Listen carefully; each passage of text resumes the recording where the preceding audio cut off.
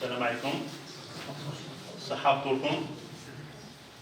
Dahlia Institute a l'honneur de recevoir aujourd'hui le professeur Hafid Awraq dans le cadre de sa première conférence de Dahlia, pas de Hafid. Monsieur Awraq a, depuis un certain temps, je pense depuis 2015, a initié cette Qa'da Science où il a présenté différents sujets. Hafid Awraq, il y a quelques semaines, il était directeur, pendant un certain nombre d'années, directeur de la recherche au niveau, le directeur général de la recherche scientifique et du développement technologique au niveau du ministère de l'enseignement supérieur de la recherche scientifique. Bien sûr, avant cette tâche administrative, il a occupé aussi le poste de recteur de l'université Jalliabès de Sidi Abbas. Et toutes ces tâches administratives ne l'ont pas empêché d'effectuer un travail scientifique énorme depuis les années 80, où il a publié plus de 350 publications scientifiques. Aujourd'hui, il est là pour nous parler, pour nous présenter un questionnement qui s'est posé sur le lien entre le Titanic, Challenger, la guerre des Malouines et la rue vers l'or. Vous avez la parole. Merci. Merci.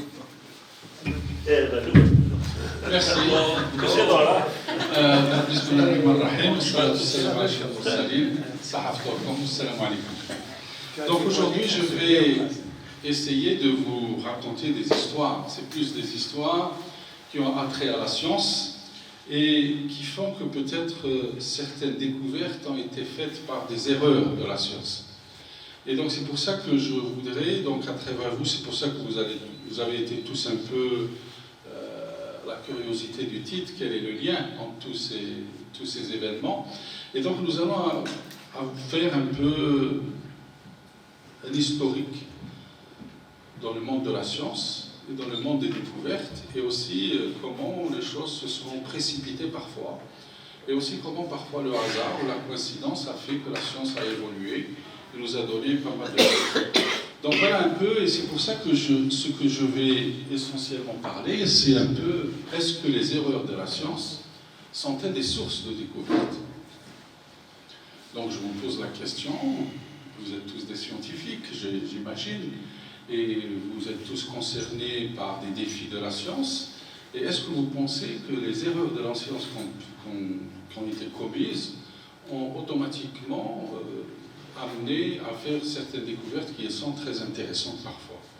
Alors, je ne vais pas parler des erreurs scientifiques dans le domaine théorique, parce qu'il y a beaucoup à dire sur les erreurs scientifiques, sur les grandes théories, la théorie de Galilée, la théorie de Newton ou la théorie d'Einstein. Il y a eu beaucoup d'erreurs qui ont été commises aussi par ces grands savants et qui ont induit par la suite de nouvelles théories et des avancées de la science très très intéressantes. Ce n'est pas ça qui nous intéresse aujourd'hui, mais c'est le côté technologique.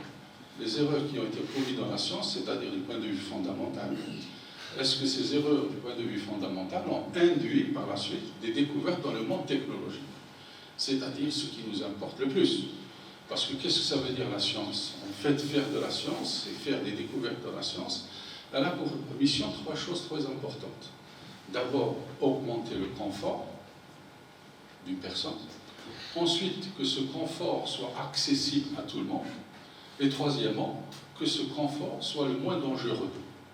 Parce que le confort, parce que c'est pour ça la technologie, c'est améliorer le confort. Et vous avez tous remarqué que plus la technologie avance, plus nous devenons fainéants, parce que nous avons tous à la portée de la main des choses qui nous permettent de faire, que nous ne faisions auparavant et que maintenant c'est des machines qui le font, etc. Et puis ce confort, au départ, quand les choses ont été découvertes, il était très onéreux. Ce n'est pas tout le monde qui pouvait se permettre. Je donne un exemple du téléviseur. Quand le téléviseur a été découvert, il était hors de prix, d'accord? Et donc c'était que pour certaines personnes qui avaient le privilège d'avoir un téléviseur. Mais avec l'avancée de la science et l'avancée de la technologie, le téléviseur est devenu à portée de tout le monde. Donc c'est que le confort, c'est ça l'objectif de la science, c'est que ce confort soit disponible et pour tout le monde. Et puis troisièmement, il faut que ces découvertes ne soient pas aussi un danger pour l'homme. Parce que beaucoup de découvertes qui ont été faites par la science sont un danger. L'exemple de la bombe atomique, c'est-à-dire qu'on a découvert l'énergie atomique, mais l'énergie atomique, elle n'a pas été utilisée que pour des bonnes choses, mais elle a été utilisée aussi pour des fins qui étaient aussi pas aussi nobles que l'on souhaite. Donc c'est pour ça que la science a aussi pour objectif que toutes ces découvertes ne soient pas aujourd'hui des dangers pour l'homme. Et c'est ce que nous sommes en train de subir par les changements climatiques. Les changements climatiques sont dus à des erreurs, d'accord, d'hommes par rapport à la science et où la technologie est en train d'épuiser toutes les ressources de cette humanité. Et voilà, donc ce sont ces trois choses-là qui sont importantes pour nous. Et donc comment peut-on allier ces trois? Confort, hein, le coût et le moins de danger pour l'homme. Alors quand vous avez vu failure, donc quand on dit, c'est-à-dire qu'il y a eu une erreur où on s'est trompé, ça veut dire en anglais on dit failure, c'est-à-dire qu'il y a eu un échec. Failure, un échec. Est-ce que c'est échec, d'accord? Et failure, si vous êtes technologue, ça veut dire autre chose. Failure, ça veut dire que c'est quelque chose qui se casse, quelque chose qui ne résiste plus au stress, qui ne résiste plus à la contrainte. Donc failure a le double sens. Un sens, c'est-à-dire le sens où failure, c'est-à-dire que j'ai échoué, d'accord, dans le sens très large, et puis dans le sens plus prononcé, c'est-à-dire dans le domaine technique, une failure, ça veut dire c'est une cassure, ça veut dire que quelque chose qui ne tient pas. Donc un matériau, d'accord, fail, ça veut dire qu'un matériau se casse. Et donc aujourd'hui, nous allons essentiellement nous concentrer sur ces choses qui cassent. Et comment aujourd'hui on peut, à partir de ces erreurs, d'accord, de ces objets qui se cassent, on découvre autre chose qui est meilleur que ce qui existait auparavant. Et donc on va le voir à travers certains faits qui ont fait qu'aujourd'hui on arrive à ces choses-là. Alors la première des choses que je voudrais faire un petit rappel, quand les choses se cassent, il y a deux façons elles se cassent, d'accord? Soit quand on prend quelque chose, on fait une tension, c'est-à-dire on applique une force à gauche, une force à droite, et on plie pour que la casser, d'accord? Vous voulez casser un crayon, vous appuyez sur les deux points et vous cassez les deux pointes. Ça, c'est ce qu'on appelle la tension. Et puis, vous pouvez aussi presser sur quelque chose, d'accord, pour pouvoir la casser. Mais généralement, à 99%, les objets se cassent en tension, ils ne se cassent pas en compression.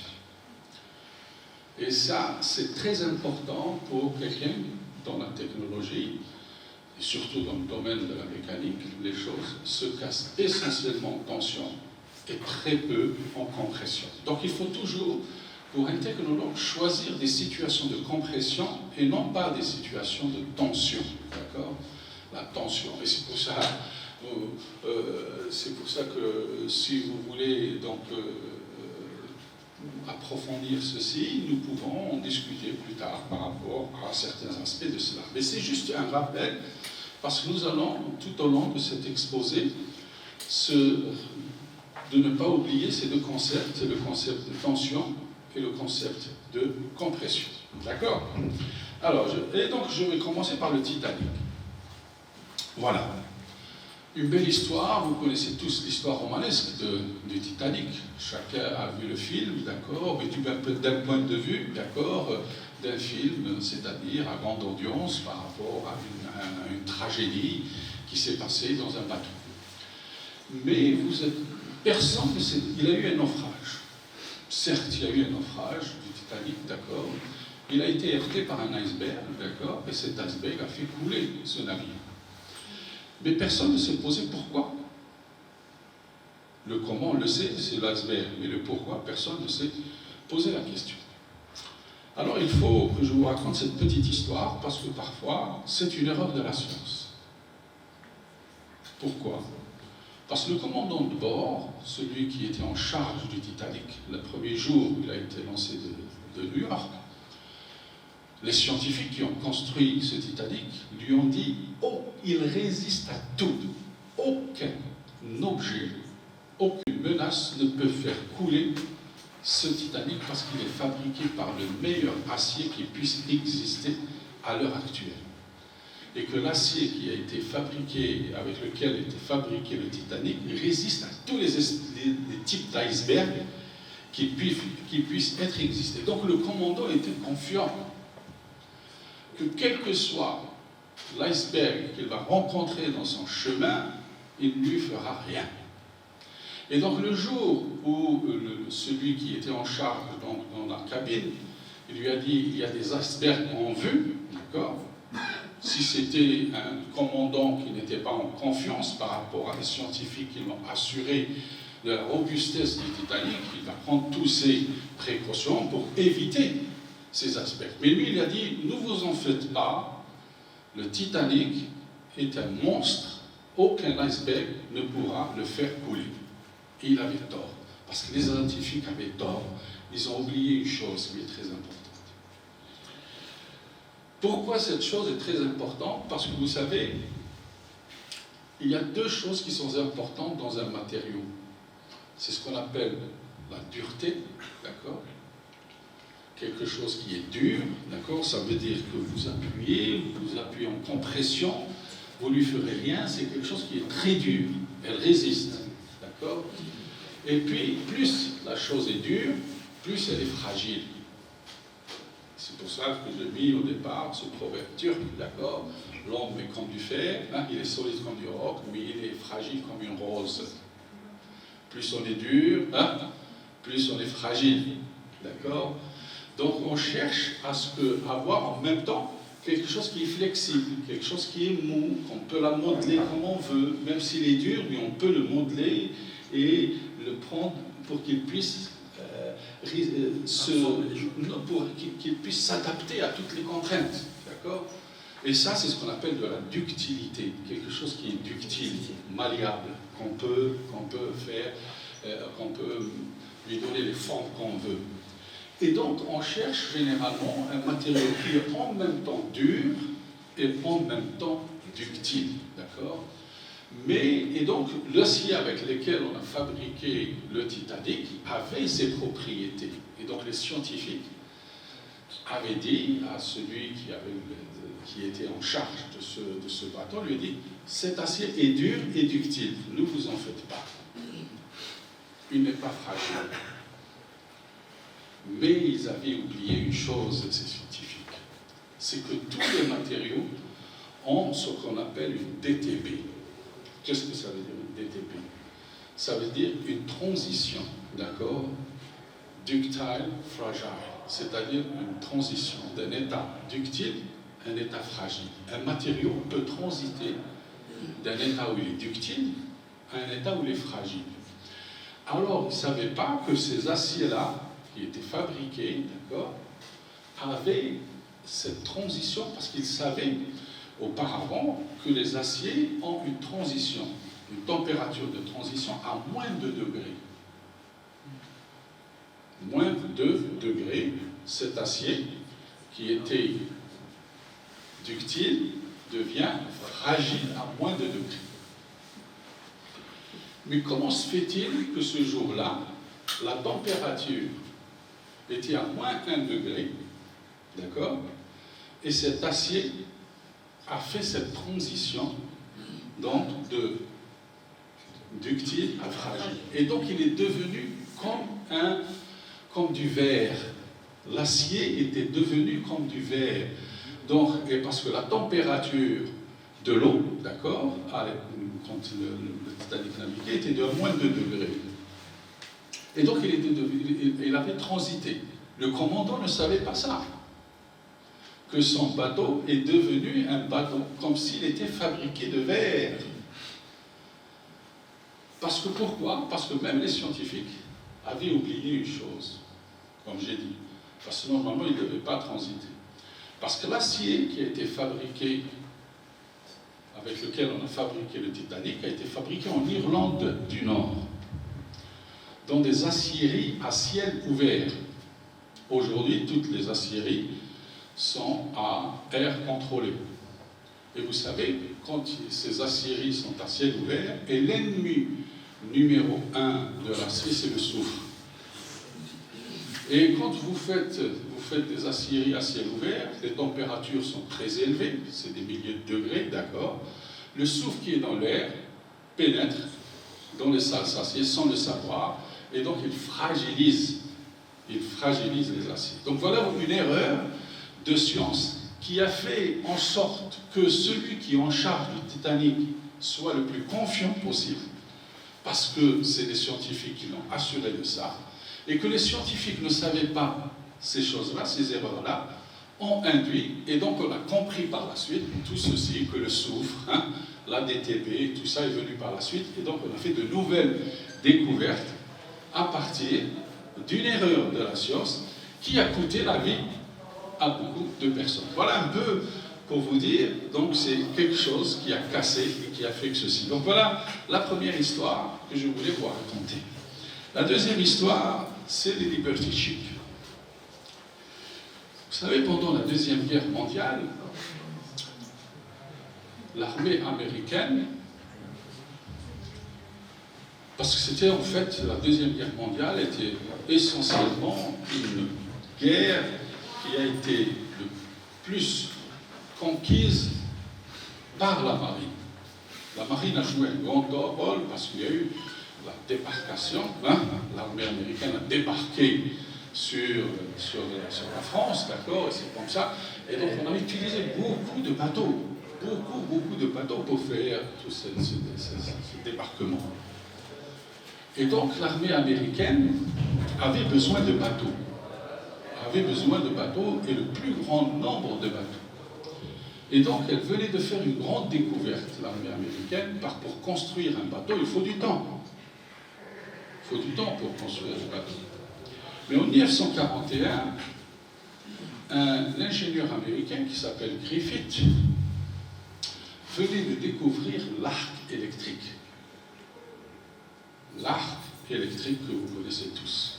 Donc on pouvait faire des soudures, des aciers à l'arc électrique. Et grâce à l'arc électrique, on commençait à fabriquer à la chaîne des bateaux. C'était plus facile de fabriquer, de souder des aciers et fabriquer. Et donc on a fabriqué ces fameux croiseurs destroyers qu'on appelle les Liberty Ships, les bateaux de la liberté. Et on commençait à en fabriquer des centaines et même à des milliers de bateaux. Les États-Unis commençaient à fabriquer ces bateaux-là. Mais,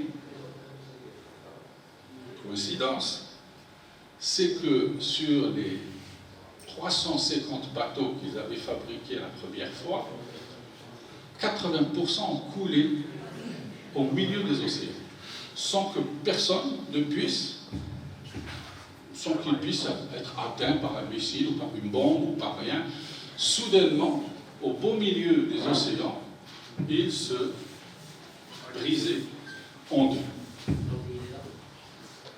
Parce que là aussi, on ne savait pas une chose qui était aussi importante. La science ne savait pas une chose, d'accord? La science ne savait pas que l'ennemi numéro 1, quand on fait des soudures, d'accord, parce qu'on venait de découvrir les soudures à l'arc électrique, d'accord, et on ne savait pas à l'époque que l'hydrogène est l'ennemi numéro 1 des soudures. Que l'hydrogène est l'ennemi numéro 1 des soudures. Et donc, quand les Liberty Ships étaient dans les grandes mers, au fond, au milieu des océans, il y avait tellement de houle, et tellement donc, de turbulences des bateaux, et la mer contient du H2O, d'accord, et parfois il y a beaucoup de radicaux libres d'hydrogène qui sont dans la mer, d'accord, donc ils sont pénétrés, l'hydrogène a pénétré à travers les soudures. Et vous savez, quand l'hydrogène pénètre dans une soudure, il l'ouvre comme une fermeture éclair. Vous n'avez pas besoin de rien. L'hydrogène rentre dans une soudure, il va l'ouvrir comme une fermeture éclair. Et donc, tous ces aciers qui étaient soudés, par rapport à l'hydrogène, il les a... Alors, donc, ils ont trouvé la solution par rapport. Ils ont apporté, qu'est-ce qu'ils ont mis ensuite, d'accord, pour colmater tout ceci, ils ont inventé ce qu'on appelle, jusqu'à aujourd'hui, on les met dans les bateaux, les crack arrestors. C'est-à-dire, c'est des bandes de fer. Au milieu de la soudure, on ajoute une bande tout autour, d'accord, comme les tonneaux, c'est-à-dire c'est une bande de fer qu'on ajoute autour du tonneau et qu'on scelle, d'accord, pour éviter qu'il y ait ce phénomène, d'accord, de fragilisation par l'hydrogène. Donc vous voyez que parfois la science fait aussi c'est une erreur de la science qui a induit de nouvelles découvertes par rapport à ça. Ensuite, la guerre des Malouines. Vous savez, la guerre des Malouines, c'est la guerre qui a opposé, d'accord, l'Argentine à l'Angleterre pour des îles qui s'appellent les îles des Malouines. Les îles des Malouines appartiennent à l'Argentine, d'accord, qui sont juste à côté, d'accord, à quelques 60 km, d'accord, des côtes d'Argentine. Donc, ça a été toujours, elles appartenaient toujours à l'Angleterre, ces îles. Et à chaque fois, l'Argentine qui voulait récupérer ces îles, il y a eu cette guerre. Il y a eu 3 guerres, la première guerre des Malouines, la deuxième guerre des Malouines et la troisième guerre des Malouines. Et vous savez que la meilleure flotte au monde, c'est la flotte anglaise, parce que c'est une île. Donc c'est normal que, puisque c'est une île, elle doit se défendre par la mer. D'accord ? Donc c'est elle qui a la plus grande flotte aujourd'hui. Alors, l'armée anglaise, donc, les scientifiques anglais se sont plus fait d'efforts pour développer des navires de guerre, d'accord, légers et rapides. Parce que dans la mer, on cherche la légèreté, d'accord, pour mettre plus de choses, et on cherche aussi la rapidité de ces. Et donc, c'était la première fois, pendant la troisième guerre des Malouines, la première fois que l'Angleterre a commencé à fabriquer des bateaux avec des alliages d'aluminium. Avant, on fabriquait des bateaux avec des aciers très lourds, d'accord. Et donc, on a commencé à fabriquer des bateaux avec des alliages d'aluminium. Et donc, les bateaux, il y avait le Sheffield, essentiellement un des fleurons de la Navy anglaise, qui s'appelle le Sheffield, d'accord, il y en a 3 ou 4, a été fabriqué avec des alliages d'aluminium. Mais l'Angleterre a perdu cette guerre. Par une erreur aussi de scientifiques qui ont fabriqué ces bateaux. Un simple exocet envoyé par des avions d'assaut étendard, d'accord, de l'armée argentine, un simple missile exocet faisait couler les bateaux, les bâtiments de centaines de mètres. Parce qu'à l'époque aussi, parce que ces alliages d'aluminium n'étaient pas fabriqués avec de l'aluminium comme nous le connaissons, mais ils étaient fabriqués avec du nano des aluminiums, c'est-à-dire les grains avec lesquels on a fabriqué l'aluminium, c'était des grains à l'échelle nanométrique. D'accord ? C'était de l'aluminium, des alliages d'aluminium à l'échelle nanométrique. Et ils ont oublié que l'aluminium, si vous prenez ça, les chimistes le connaissent maintenant, c'est-à-dire, comme si vous voyez un broyeur, et vous prenez de l'aluminium, vous mettez dans le broyeur de l'aluminium, vous commencez à le concasser, d'accord ? Le concasser, à le rendre sous forme de poudre, d'accord ? Si la poudre devient à l'échelle nanométrique, l'aluminium, au contact de l'air, il s'enflamme. L'aluminium tout seul, il ne s'enflamme pas au contact de l'air, mais dès qu'il devient à l'échelle nanométrique, il s'enflamme. Et donc c'est pour ça qu'un simple missile exocet frappé sur le bateau qui a été fait par des alliages à partir de nanopoudre d'aluminium, il s'enflammait, le bateau s'enflammait soudainement. Et donc les bateaux s'enflammaient, et donc l'armée anglaise a perdu ses meilleurs bateaux, d'accord, pendant qu'elle a perdu la guerre. Donc vous voyez aussi, c'est une erreur, c'est que par la suite qu'on a su que les aluminiums à l'échelle de nanopoudre sont, et ça a été confirmé par des chercheurs, et un des chercheurs qui était le plus connu dans le domaine des aluminiums, un jour, donc il concassait donc cet aluminium pour le rendre à l'échelle de poudre dans une jarre, d'accord, et quand il a ouvert une jarre, la jarre s'est enflammée, il s'est complètement brûlé, d'accord, c'est comme ça qu'on a su que ceci. Donc voilà, vous voyez, une erreur aussi qui a induit à ce que la science avance, et la science des nanomatériaux avance, et on sait qu'un matériau à l'échelle classique, quand il devient à l'échelle d'un nano, il a complètement des propriétés complètement différentes. Ensuite, Challenger. Vous connaissez tous Challenger. Donc, et puis la première femme astronaute qui était une enseignante, une institutrice qui a gagné à la loterie pour faire ce premier voyage, d'accord, sur une navette, sur Challenger, en 1986, d'accord, mais malheureusement, ça a duré 36 secondes. Ça a duré 36 secondes, d'accord, avant qu'elle explose. Challenger explose. Alors, l'histoire est complètement folle de Challenger. L'erreur aussi de politique et en même temps de scientifique. Parce qu'à l'époque, vous voyez, donc quand vous faites, vous avez Challenger, elle est accrochée, d'accord, sur ce fût-là, d'accord, et vous avez deux fûts ici, dans une, vous avez le booster, d'accord, et vous avez les deux boosters qui sont ici, ici le flux qui contient, d'accord, de l'hélium, et les deux flux, que vous voyez ici, les deux, un contient de l'hydrogène, et l'autre contient de l'oxygène. L'hélium, parce que vous savez que les boosters, pour vaincre l'inertie, d'accord, l'inertie due à la gravitation, vous avez besoin de boosters, d'accord, c'est-à-dire c'est des moteurs qui sont très puissants, donc la température est très élevée. Et vous savez tous qu'un moteur d'un booster ne dure pas plus de 1 à 2 minutes. Et c'est pour ça que quand vous voyez une fusée qui s'envole, à chaque moment, elle se détache, il y a une partie qui se détache parce que ça y est, elle a atteint, le moteur a atteint un niveau, d'accord, de température où il ne peut plus résister. Donc on refroidit pendant ces 1 minute, on est obligé de refroidir les moteurs à l'hélium liquide. Et puis donc c'est une combustion hydrogène-oxygène, d'accord, pour ceci. Et donc la compagnie qui était en charge donc, des combustibles s'appelle Thiakol. Elle s'appelait Thiakol et jusqu'à présent, c'est la boîte qui s'occupe donc de ça. Et vous savez donc ces fûts, regardez. Vous voyez ici les fûts, ces fûts de feu. Vous voyez, ce n'est pas des soudures, c'est des compartiments.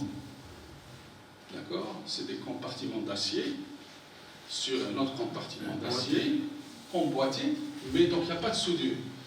On met des joints. C'est ce qu'on appelle des O-rings. C'est des joints O qu'on appelle des joints O, c'est des polymères, d'accord, qui, sous l'effet de la température, ils se dilatent. Et en se dilatant, ils collent les deux compartiments, le troisième, le quatrième et le cinquième. Et c'est comme ça, pour qu'il n'y ait pas de fuite, d'accord, de l'hydrogène ou de l'oxygène qui sont dans les deux fûts.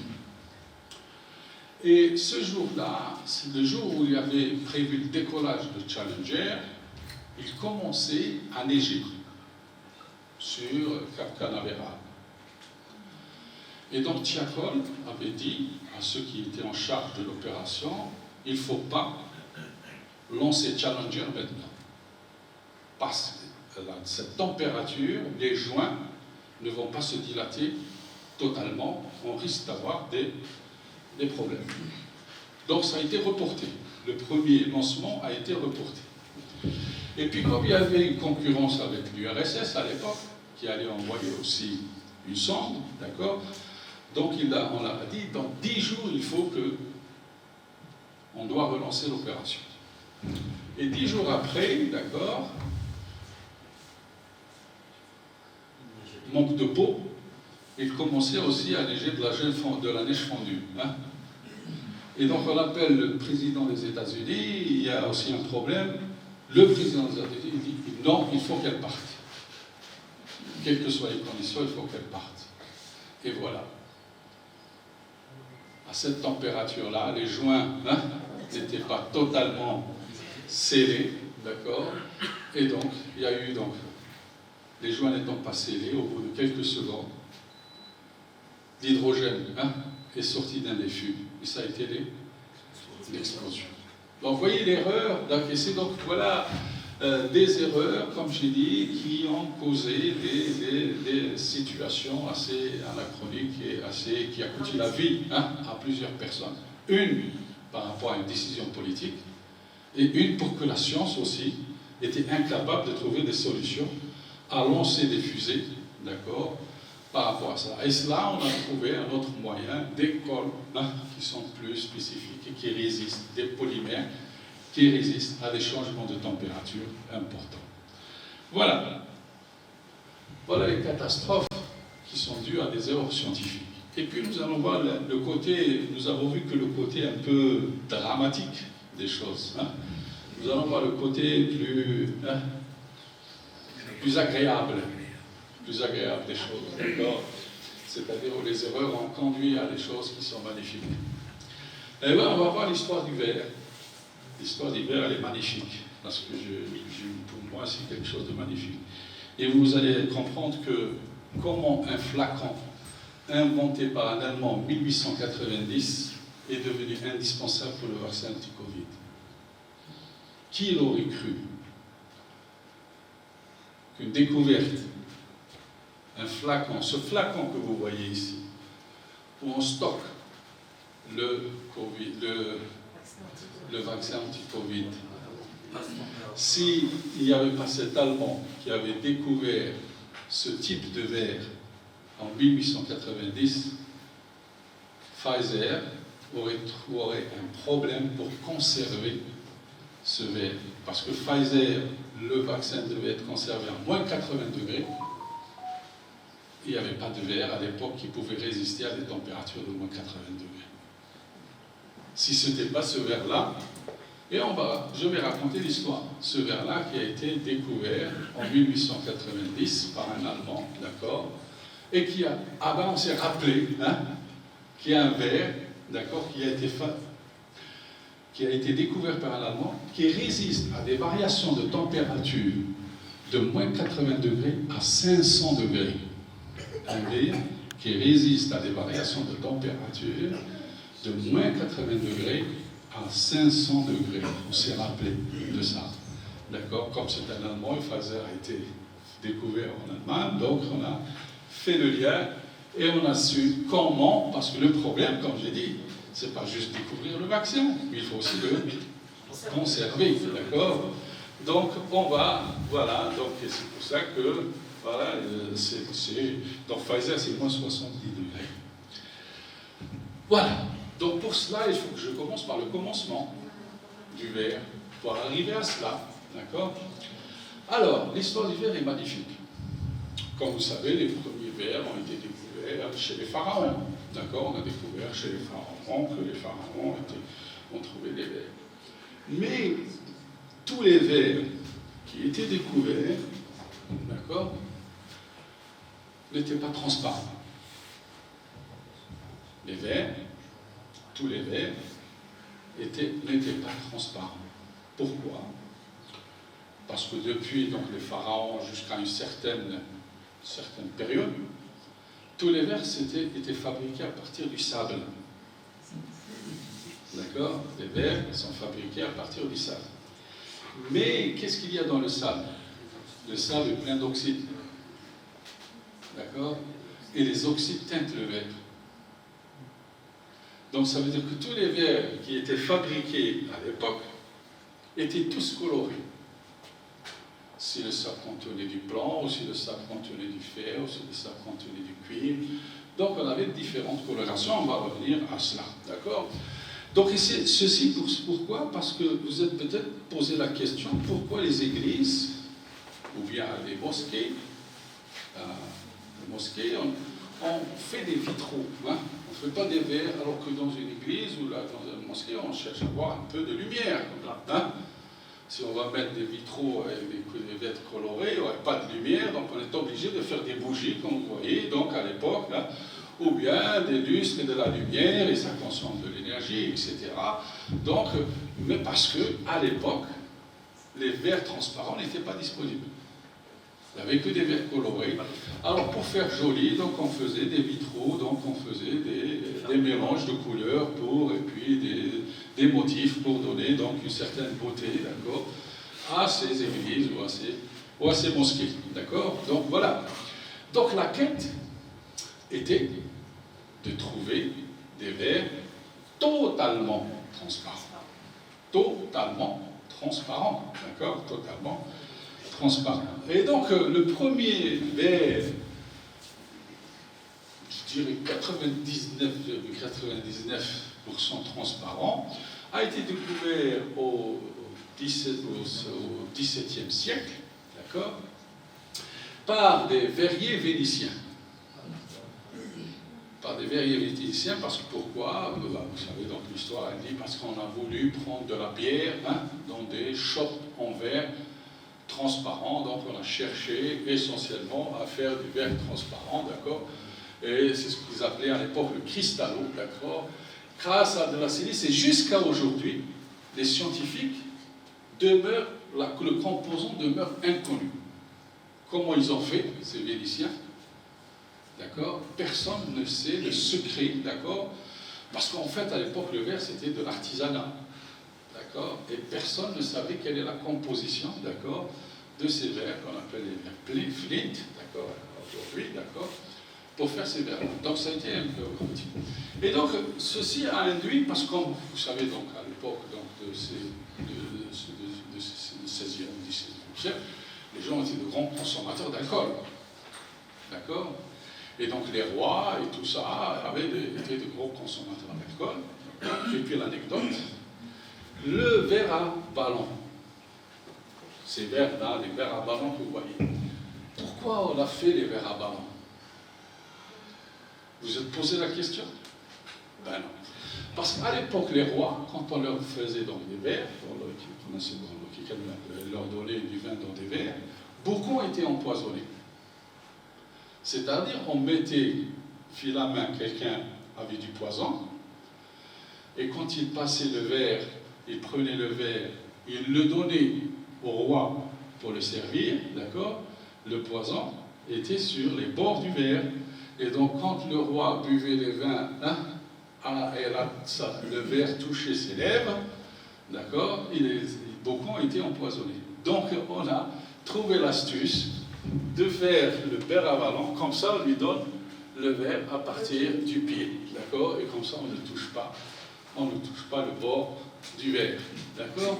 Donc voilà comment, pourquoi les verres à ballon sont venus dans ce monde, d'accord, de la verrerie. C'est pas par hasard, d'accord, par rapport à un danger. Donc l'imagination des artisans à l'époque a fait que ceci se fasse, d'accord, voilà. Alors, ce fameux Allemand, il s'appelle Otto Schott. Otto Schott est un chimiste allemand, d'accord, qui est né en 1851 et qui est mort en 1935, d'accord. Sa grande découverte, c'est les borosilicates. C'est-à-dire qu'il a ajouté du bore à de la silice. Et en ajoutant du bore à de la silice, d'accord, le verre devient transparent, d'une part, d'accord, et il résiste. C'est des verres qui résistent de moins 80 degrés jusqu'à 500 degrés, comme vous le voyez. Il a inventé en 1890, c'est un chimiste allemand, d'accord. Et donc c'est le père fondateur de l'industrie du verre spécial. C'est pour ça que quand vous allez acheter maintenant les meilleurs verres pour l'optique, c'est des verres Schott. Si quelqu'un veut aller acheter les meilleurs verres qui puissent exister aujourd'hui pour la lunetterie, les meilleurs verres, c'est des verres Schott, d'accord. Alors, ce génie d'allemand, qui s'appelle Otto Schott, d'accord, s'est allié avec deux grandes personnalités, AB, que vous connaissez tous dans l'optique, d'accord, l'aberration d'AB, d'accord, et Zeiss, Carl Zeiss. Zeiss, aujourd'hui, c'est la meilleure industrie du verre, d'accord, les microscopes électroniques, les jumelles, les appareils photo et tout ça, d'accord. Et donc, ils se sont alliés, d'accord. Pour la première des choses, qu'est-ce qu'ils ont commencé à faire? Ils ont commencé à fabriquer les verres d'optique, comme vous voyez ici, et tout ce qui est verrerie pour la chimie, les tubes à essai, parce qu'à l'époque, pour la chimie, il fallait des verres résistants et transparents pour voir les virages des couleurs, hein, d'accord. Donc, ils ont inondé le marché, et donc c'est devenu une industrie, d'accord, du verre, une alliance entre Otto Schott, d'accord, Zeiss et AB, d'accord, les trois Allemands, d'accord, qui ont révolutionné le monde, d'accord, par rapport, jusqu'à aujourd'hui, cette industrie, d'accord, toujours existante en Allemagne, l'industrie, cette alliance, les fils, les petits-petits-fils continuent donc dans ceci, d'accord, et dans ceci. Donc vous voyez, ce verre-là, on l'a retrouvé pour la période du Covid, d'accord, pour fabriquer, donc c'est des borosilicates, c'est-à-dire on ajoute du bore, tout simplement, dans de la silice pour avoir des borosilicates. Donc c'est des verres à base de borosilicates. D'accord. Alors, la rue est vers l'ouest. Cet homme-là, c'est Corning. Et aujourd'hui aussi, une des grandes industries d'hiver, c'est l'industrie Corning. Elle est partout dans le monde. C'est une multinationale qui est partout dans le monde. Mais pourquoi Corning, quand je dis la ruée vers l'ouest, parce que les Américains, quand ils ont commencé la conquête de l'ouest, d'accord, parce que toute l'activité des États-Unis, elle était concentrée dans l'est des États-Unis. L'ouest, c'était une contrée sauvage, d'accord, et donc, à chaque fois, il fallait conquérir des États, d'accord, et en conquérant des États par le chemin de fer. Chaque fois qu'on avançait, on avançait à travers le chemin de fer. Et donc, l'un des réseaux les plus grands chemins de fer, c'est aux États-Unis, d'accord, grâce à cette épopée vers l'ouest. Donc, il y avait donc beaucoup de trains, d'accord, qui commençaient à circuler, d'accord, entre l'est et l'ouest, d'accord, mais il avait un problème, d'accord, de signalisation. La nuit posait problème pour les trains, donc ils ne pouvaient pas fonctionner ou marcher correctement le soir parce qu'il n'y avait pas donc les phares comme aujourd'hui, d'accord. Donc on mettait des bougies, d'accord, dans les phares, et donc comme les verres n'étaient pas totalement transparents, ou bien si c'est des flints, les flints sont très fragiles, d'accord. Les verres flint, comme j'ai dit tout à l'heure, qui ont été découverts par les Vénitiens, ils sont transparents, mais ils sont très fragiles, ils cassent facilement. Et donc Corning avait entendu qu'il y avait un Allemand qui avait découvert des verres qui étaient fortement, d'accord, résistants, d'accord, ces borosilicates. Il est parti en espion en Allemagne pour essayer de découvrir la formule. Il a pu avoir la formule. Et en revenant aux États-Unis, il commençait à fabriquer les lanternes, quand vous voyez les lanternes, des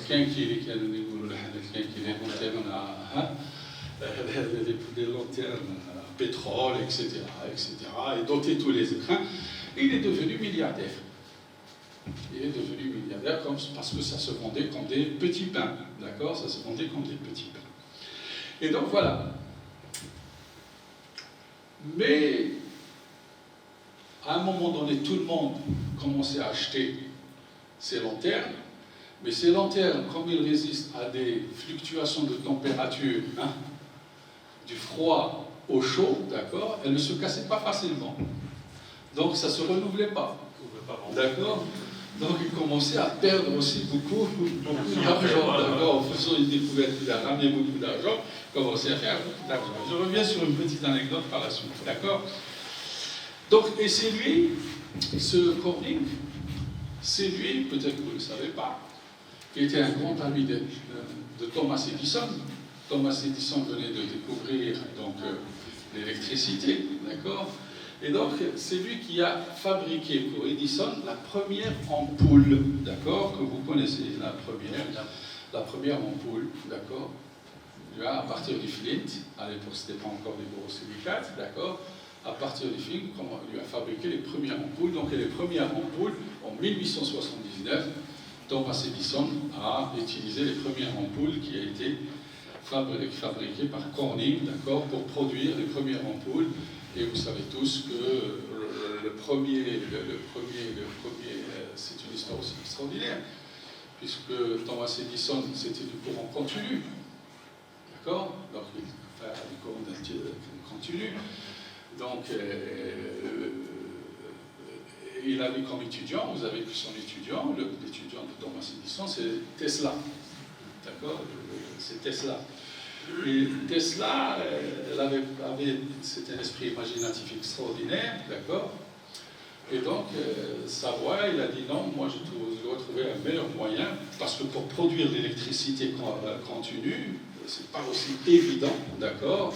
Ça demande de grands, à l'époque, accumulateurs, d'accord? Pour produire donc en continu, c'est pas aussi évident. Et donc Tesla cherchait à trouver un meilleur moyen et découvra le courant alternatif. Tesla découvra le courant alternatif, d'accord, et qu'il pouvait produire le courant alternatif à partir d'alternateurs. Et c'est comme ça, donc on pouvait faire tourner les alternateurs par des forces motrices qui sont l'eau des barrages, hein, etc., etc. Et donc le premier projet qui a été donné à Tesla, c'est l'électrification de la ville de New York. Grâce aux ampoules, d'accord, qui ont été trouvées par Thomas Edison.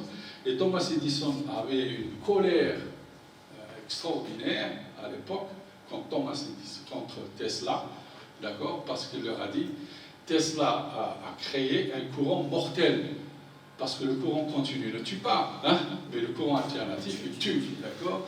Et il a fait une démonstration à l'époque, Thomas Edison, en ramenant un éléphant dans une grande place, hein, dans Times Square, hein, à New York, d'accord, et il a électrocuté l'éléphant, et personne n'a prêté attention à cela, parce que ça coûtait moins cher. Et vous savez qu'est-ce qu'il a fait? Par dépit, Thomas Edison a créé la chaise électrique. C'est Thomas Edison qui a créé la chaise électrique, d'accord? Donc, juste pour montrer que le courant alternatif est mortel, d'accord, pour l'homme. Donc, il a créé la chaise électrique qui a été une découverte par des pays macabres dans les prisons américaines, d'accord? Alors voilà, ils arrivent au Pyrex. Alors, comme j'ai dit, ce Corning avait une perte d'argent, d'accord? Perte d'argent par rapport à cela. Et donc, sa femme a eu la brillante idée de demander à son mari, Corning, puisque tu dis que ces verres que tu as ramenés d'Allemagne, c'est borosilicate, ils résistent à des températures entre moins 80 degrés jusqu'à 500 degrés. Donc on peut cuire dans ces verres-là. Est-ce que tu peux me fabriquer un moule à cake? Tu peux me fabriquer un moule à cake. Il lui fabrique un moule à cake, et elle a préparé un cake, et elle l'a mis dans le four, dans ce verre fabriqué par son mari, d'accord? Et le gâteau a point cuit, parce que dans un four, ça cuit par convection, d'accord? C'est pas par contact. Et donc elle a commencé à faire de la publicité à son mari. C'est comme ça que les ustensiles de cuisine, à partir du verre, sont nés, à partir de 1908. Et pourquoi on l'appelle Pyrex? Parce que ça vient du mot pie, qui veut dire gâteau en anglais. Donc c'est le verre à gâteau, le Pyrex, d'accord? Et donc c'est comme ça qu'est venue l'idée. Donc le Pyrex, d'accord, c'est des verres qui résistent, d'accord, dans la cuisson, et jusqu'à présent, on utilise le Pyrex, d'accord, dans votre vie. Et puis toujours ce Corning, d'accord, comme j'ai dit, c'est lui aussi qui est à l'origine de la télévision. Parce que c'est le premier qui a fabriqué les verres pour les tubes cathodiques. À l'époque, on avait les tubes cathodiques, vous vous rappelez, d'accord, les grands téléviseurs avec le tube cathodique. Et le premier a été exposé à 9 pouces à l'époque, donc à l'exposition universelle de New York, d'accord, en 1939. C'est le premier tube cathodique et le premier téléviseur fabriqué aux États-Unis avec le tube cathodique en 1939. C'est longtemps, hein, quand même, hein. Nous, il est arrivé en 1960, 60, hein, d'accord. Donc, vous voyez que ce Corning a fait beaucoup de choses. Et donc, les couleurs, comme j'ai dit tout à l'heure pour les verts, donc si vous voulez, le bleu, il faut ajouter de l'oxyde de cobalt, le jaune, il faut ajouter du chrome ou de l'argent, le rouge, il faut ajouter du cuivre, d'accord? Donc, c'est facile pour changer, pour faire des couleurs dans les verts. Ce n'est pas des teintes, pour dans les verres pour lui donner les couleurs, on ajoute des oxydes, d'accord, soit du cobalt, soit du cuivre, et donc chacun lui donne la couleur qu'on veut, d'accord.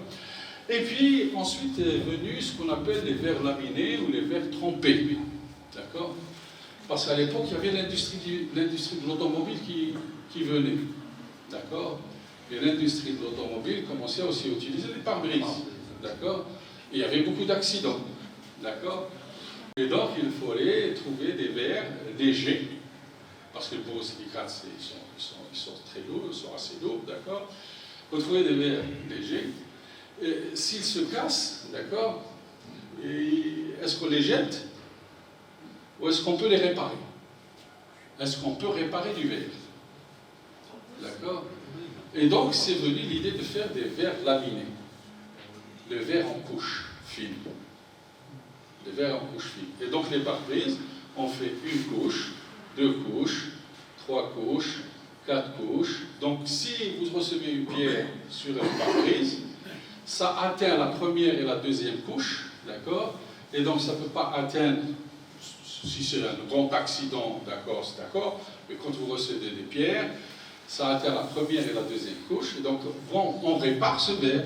C'est pour ça qu'on dit répare le verre, d'accord? Vous allez sur le manifeste, il enlève les couches qui ont été touchées, il les remplace par d'autres couches, d'accord? Et c'est comme ça, c'est ce qu'on appelle du verre laminé, d'accord?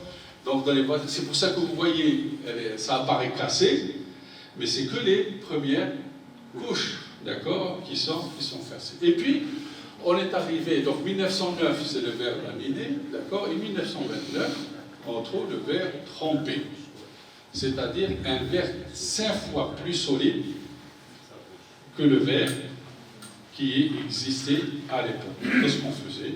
On faisait des recuits, c'est-à-dire on prend du verre, on le chauffe à une température de 600 degrés et on le refroidit brusquement dans l'eau, on fait des trempes. En faisant des trempes,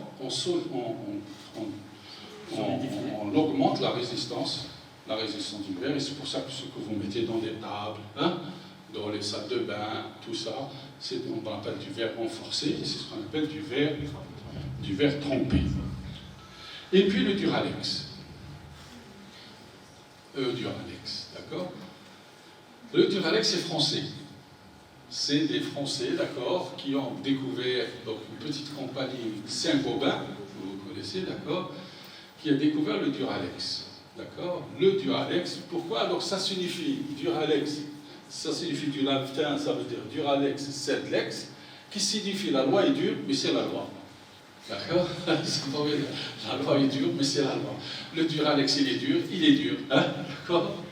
Mais pourquoi il est dur, le Duralex? Parce que là, le Duralex, qu'est-ce qu'on fait? On fait une recristallisation, ce qu'on appelle. C'est-à-dire qu'on prend du verre, on le fend, d'accord, et on le solidifie une deuxième fois par des recuits successifs. Donc on affine la taille des grains de la silice qui est dans ce verre. C'est pour ça que quand un verre de Duralex, il casse, c'est une poudre, vous voyez par terre, ce n'est pas des morceaux, d'accord? Parce que c'est tellement enfin, c'est pas comme le Pyrex. Le Pyrex, quand il casse, c'est en morceaux. Voilà. Mais pourquoi, donc, le Duralex, on l'appelle dur? C'est pas qu'il est dur, hein? Aussi, il est dur, d'accord, mais il a une autre particularité. Vous avez remarqué pourquoi, quand vous achetez du verre en Duralex, la base du verre, elle est renforcée. Vous vous êtes posé la question pourquoi la base du verre est renforcée? Jamais vous vous êtes posé la question pourquoi la base est renforcée. Qu'est-ce que j'ai dit tout à l'heure? Tous les objets cassent en tension. Les objets ne cassent pas en compression. Voilà. Alors si je fais tomber cette bouteille comme ça, elle va casser. D'accord? Si elle était en verre. Hein?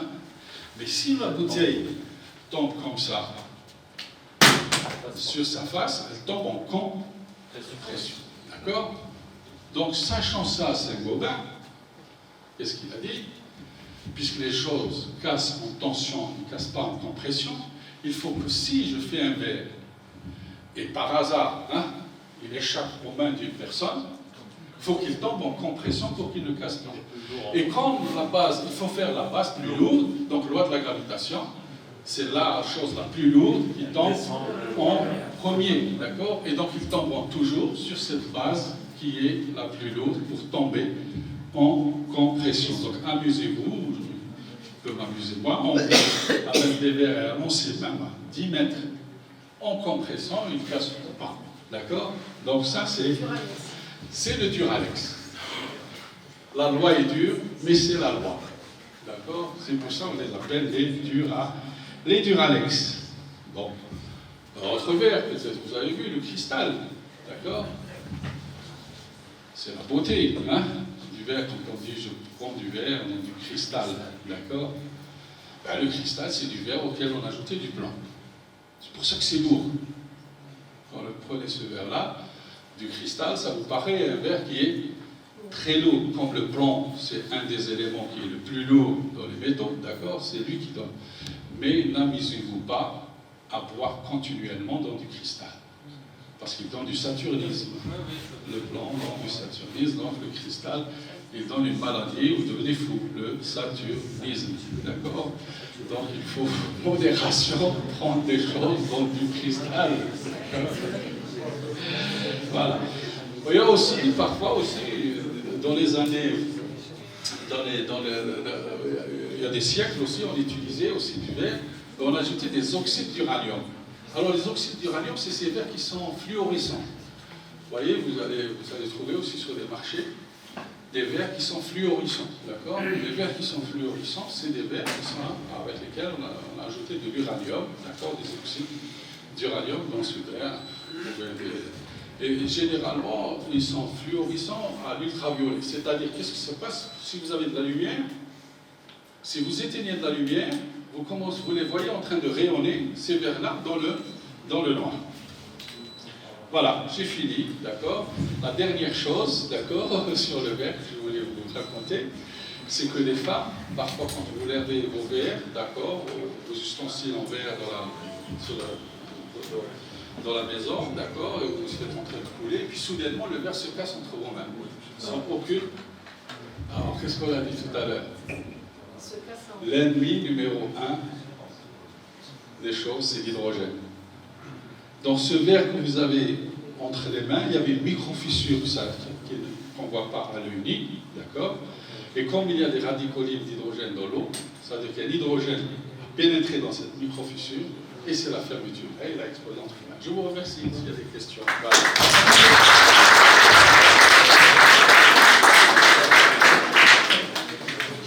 Histoire du verre. Merci, professeur Armand, pour cette intervention intéressante. Nous avons fait beaucoup d'informations sur les matériaux, surtout qui cassent, qui lâchent à un certain moment. Donc, sans tarder, j'ouvre le débat. S'il y a des questions, bien des commentaires sur cette intervention, elles sont les bienvenues.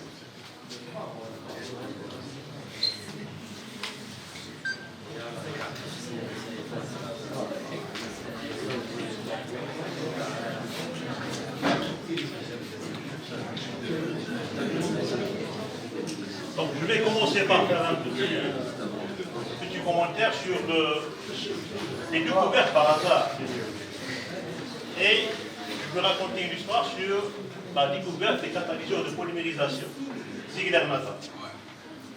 Ziegler-Natta sont deux chimistes. Ziegler un allemand, Natta un italien. Ils ont trouvé ces catalyseurs en même temps, mais chacun de son côté. Ziegler avec son allemand, avec son caractère scientifique cartésien, et Natta, italien, avec son approximation, ou bien l'approximation de son technicien. Son technicien, qu'est-ce qu'il a fait? Eh bien, tout simplement, il n'a pas bien lavé sa verrie de laboratoire. Donc, en faisant une autre expérience, Natta, en voulant refaire une réaction de polymérisation, il a pris, une autre expérience, pardon, il a pris la verrie qui a été mal nettoyée, et il a trouvé un polymère, un nouveau polymère. Donc voilà l'histoire que je raconte à mes étudiants. Je dis que le hasard fait bien des choses, mais à condition qu'il faut faire quelque chose. Il faut travailler. D'accord.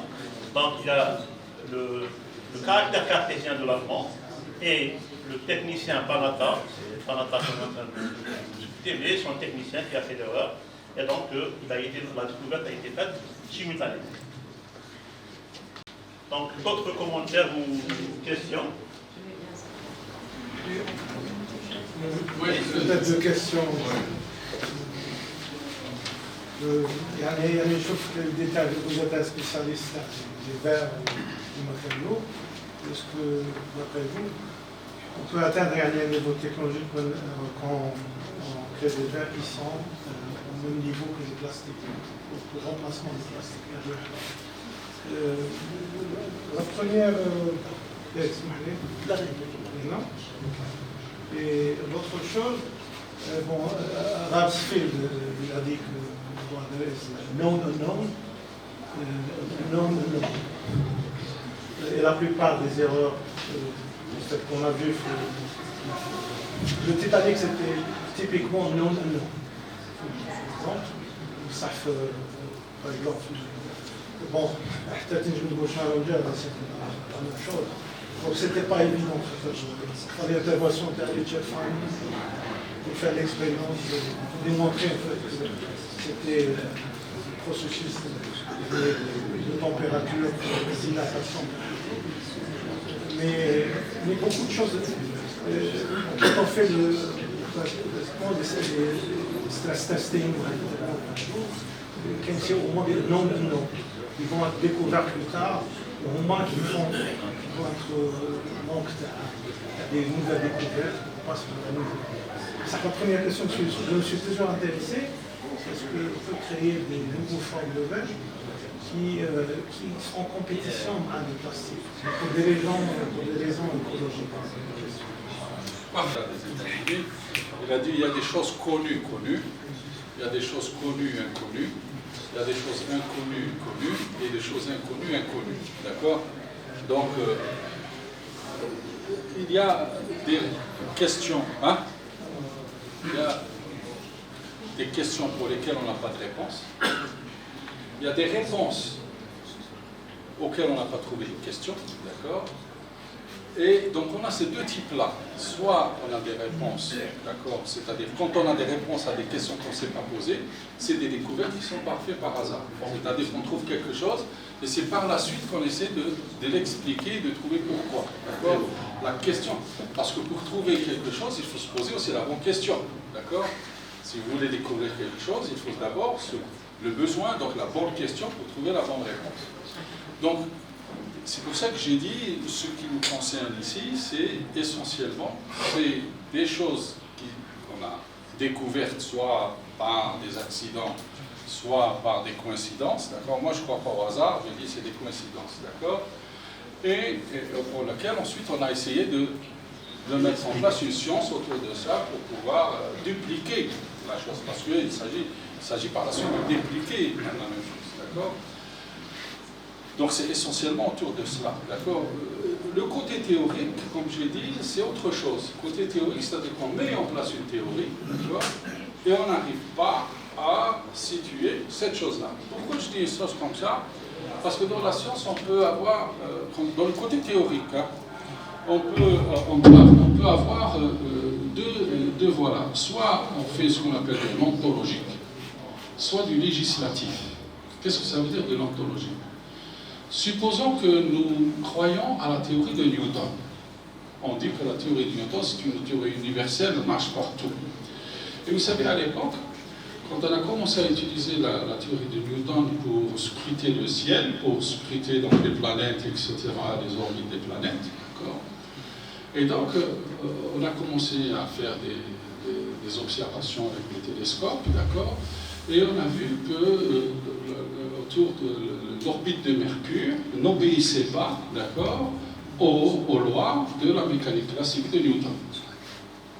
Et donc on s'est dit qu'il y a quelque chose qui cloche dans nos calculs. C'est donc nos calculs, quelque chose qui cloche. Pourquoi donc la théorie de Newton ne fonctionne pas? Et donc on a refait des calculs, d'accord? Et on a dit pour que la théorie de Newton fonctionne, d'accord, pour Neptune, Mercure à l'époque, d'accord, il faut qu'il y ait une autre planète qui existe, et cette planète doit être à 7 sur cette orbite-là, d'accord? Et donc, en faisant des calculs et en sachant dans telle orbite, il faut qu'il y ait une planète pour que la théorie de Newton marche, on a placé donc, le télescope ou lunette astronomique sur cette position-là, et on a vu Neptune. Parce qu'à l'époque, on ne savait pas que Neptune existait. Donc ça, c'est ontologique. La théorie fonctionne et elle fonctionnera toujours. Et puis quelques années après, d'accord, on a fait la même chose, d'accord, pour Vénus. On a refait les calculs, on dit c'est pas possible, l'orbite n'est pas normale. Il doit y avoir une autre planète. Et on a refait les calculs, d'accord, et on a dit elle devrait être dans cette position. Et on a vu avec la lunette, on n'a pas trouvé. Donc ça veut dire que la théorie de Newton ne fonctionne pas. Eh bien oui, il fallait le législatif, il fallait une nouvelle théorie, c'est la relativité restreinte qui est venue pour corriger ces erreurs-là. Donc comme j'ai dit, parfois la théorie elle est incapable de résoudre, il faut trouver autre chose, et c'est ce qu'on appelle du législatif. Mais si la théorie est bonne, ça veut dire que notre observation, c'est de l'ontologie. D'accord? Donc c'est juste pour avoir... Maintenant, pour les verres, aujourd'hui, on peut fabriquer des verres spéciaux, d'accord, qui coûtent énormément cher, d'accord, surtout dans le domaine spatial.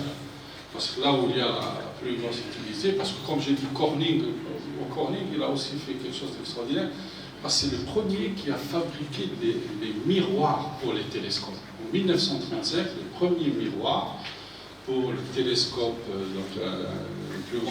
un des grands télescopes qui a été mis en place aux États-Unis en 1935, au Mont Wilson, d'accord, ça a été des verres qui ont été fabriqués par Corning, d'accord, en 1937.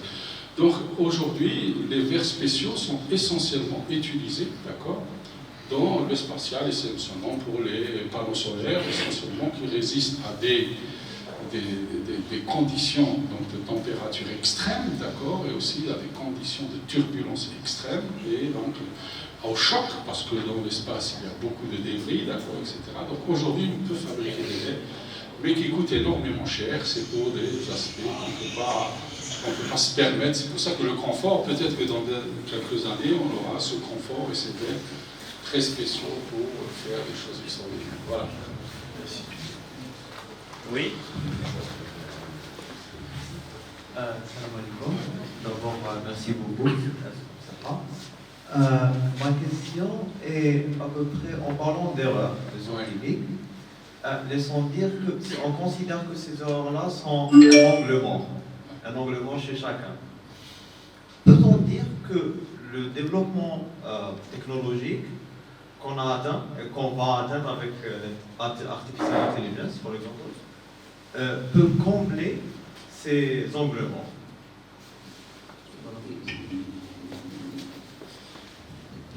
Alors, je peux vous donner mon point de vue, d'accord?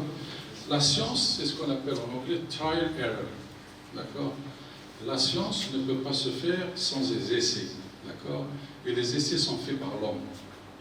L'homme peut se tromper, d'accord? Et parfois, ces erreurs commet l'homme, d'accord? En répétant, et en corrigeant les erreurs, d'accord? En refaisant les essais, il tombe pour ajuster, d'accord?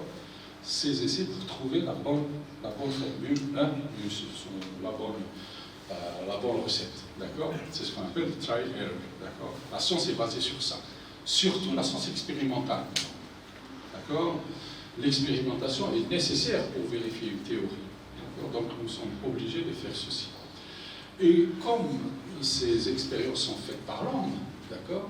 L'homme se sert de ses sens. C'est un esprit cognitif, d'accord? Il se sert de ses sens, d'accord?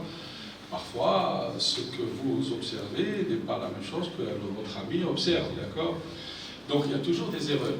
Mais une machine ne peut pas faire ces erreurs-là. Mais cette machine, il faut d'abord qu'elle apprenne. Et donc l'intelligence artificielle, c'est d'abord l'apprentissage. C'est la chose la plus importante. Donc l'intelligence artificielle, c'est d'abord qu'elle puisse apprendre le maximum. C'est comme un bébé. Si vous pour qu'il puisse commencer à parler, il faut qu'il apprenne pendant un long moment l'alphabet, ensuite les mots, ensuite faire des phrases, et ensuite c'est lui qui peut composer des phrases. D'accord? Donc d'abord l'apprentissage pour qu'il devienne intelligent. Là, oui, on peut éviter les erreurs humaines, d'accord, dans des expériences. Voilà, alors, ça c'est mon point de vue. Pas d'intervention. Oui. Salam alaikum. J'aurais une question très simple. Vous avez parlé du verre à la fin de votre exposé, des différents types de verre, qui est basé essentiellement de silice et de sable. Nous disposons dans notre pays énormément de sable. Ouais. Peut-être différentes qualités de sable, je ne sais pas. Ouais. Quelle serait l'utilisation, comment dirais-je, intéressante, la plus intéressante pour notre sable dans l'industrie? De quoi peut-on, quel produit devrait-on développer avec le sable qui existe dans notre pays, dans nos déserts? Quelle serait l'utilisation la plus appropriée, la plus intéressante et la plus bénéfique? D'accord. Le sable, c'est pas le sable en lui-même qu'on cherche, d'accord? Oui. C'est la silice. C'est la silice. Donc la silice, c'est l'oxyde de silicium, d'accord? L'oxyde de silicium, le CO2, d'accord? Et le silicium, la silice, comme vous avez vu, vous avez différentes puretés de la silice, d'accord? Vous avez des sables qui ont une pureté de silice qui a un certain taux, d'accord, etc., par rapport à la pureté. Donc on parle de pureté, d'accord, de silice. Pour faire des verres, ça ne nécessite pas, ça ne nécessite pas une grande industrie. L'Algérie était liée, elle a beaucoup d'industries du verre, beaucoup Civital qui a ses usines de bière, la Nava qui fabriquait les verres, etc. C'est pas intéressant pour le pays du point de vue, c'est pour une autosuffisance, d'accord, pour les verres domestiques qu'on utilise. Mais pour les verres spéciaux, ça c'est plus compliqué déjà. Quand vous voulez faire un verre trempé, c'est pas tout le monde en Algérie qui fait des verres trempés, c'est certain. Donc il faut le commander pour le faire, pour le fabriquer, etc. Donc plus on va vers la spécification, plus ça va devenir. Et puis il faut avoir un marché. Mais pour l'Algérie, c'est pas le sable qui est intéressant. C'est ce que nous appelons, nous, d'accord, des fossiles. D'accord? Vous savez, un des plus grands gisements de fossiles avec une pureté de silice élevée se trouve du côté de Sig. Vous savez, avant, il y avait la mer qui arrivait jusqu'à Sig, il y a des siècles, d'accord? Et donc, avec le temps, la mer s'est retirée, et là, on a laissé des montagnes de mollusques, d'accord, accrochés à ces montagnes-là. Et donc, ces mollusques-là, d'accord, ont un fort taux de silice, d'accord. Et donc, si on veut produire de la silice pure, si l'Algérie veut s'investir, c'est de s'investir dans la silicium. Parce que pourquoi? Je vous donne un exemple. La silice, elle est partout. Toute l'industrie agroalimentaire, toute l'industrie des cosmétiques est basée sur la silice. C'est pas que dans le verre, c'est là où elle est. Pour fabriquer un shampoing, pour fabriquer un gel douche, il faut mettre de la silice, d'accord? Et vous savez, nous, par exemple, de la silice grade, vous avez des grades, on va dire le grade métallurgique, le grade semi-conducteur, d'accord? Donc, grade cosmétique, d'accord? Par exemple, nous, pour le grade cosmétique, pour tous les cosmétiques, on ramène de la silice d'Égypte, d'accord? Alors qu'on peut la produire ici, pour tout ce qui est cosmétique. Voilà, donc c'est par rapport à ces spécificités que je dis, peut-être c'est plus intéressant. Voilà. Merci. D'autres interventions? Sinon, je remercie encore une autre fois le professeur Aourak pour cette présentation et l'assistance d'être venu. Et Data Institute vous invite à une collation. Merci. Merci.